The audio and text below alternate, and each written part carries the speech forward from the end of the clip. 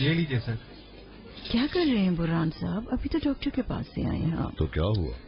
Doctor نے ان سب چیزوں سے منع کیا ہے کیا؟ یہ تو کہا ہے نا کہ کھانے پینے میں احتیاط کریں. ارے بیگم مزہ مت کرکرا کریں. ڈاکٹر تو کہتے رہتے ہیں اتنے سے کچھ بھی نہیں ہوتا. جیسے آپ کی مرضی. اچھا چلو ایک بات بتاؤ، آخری بار اس طرح ہم نے کب کھانا کھایا؟ یاد نہیں آ رہا. بیگم مجھے یاد ہے. یہ لیجیے سر. شکریہ. ارے علی کمال اور بہو کو جب ہم نے قیصریہ بھیجا تھا. ہاں یاد آ رہا ہے.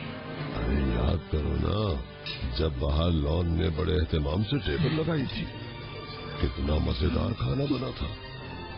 بڑے اچھے قیمے کے رول تھے اور بیگن بھی بہت مزیدار تھے نا. ہاں واقعی کتنی خوبصورت رات تھی وہ. ہاں، اور اس رات ستاروں کو دیکھ کر میں نے یہ دعا مانگی تھی کہ یا رب سب سے اچھا ستارہ میری جھولی میں ڈال دے. یہ تو پہلے کبھی نہیں بتایا آپ نے. ارے اس میں بتانے کی کیا ضرورت ہے؟ تم تو میرا دل پڑھ لیتی ہو نا. دل ہو تم میرا دل.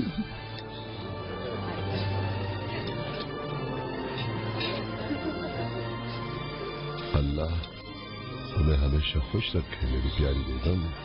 آپ کو بھی برہان صاحب. اچھا سنو، کیوں نہ ایسا کریں کہ کسی پرسکون سی جگہ چلیں گھومنے پھرنے. جیسے کوئی کام تو ہے نہیں ہمارے پاس.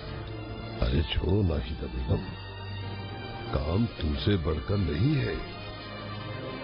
ایسا کرتے ہیں کسی ہل پوائنٹ پر چلتے ہیں جہاں ہر چیز خوبصورت ہو اور صاف نیلا آسمان ہو. ہاں چلو گی نا؟ آپ جہاں کہیں گے وہیں چلوں گی برہان صاحب. اللہ اللہ، بس یہی الفاظ سننے کو ترس گیا تھا میں.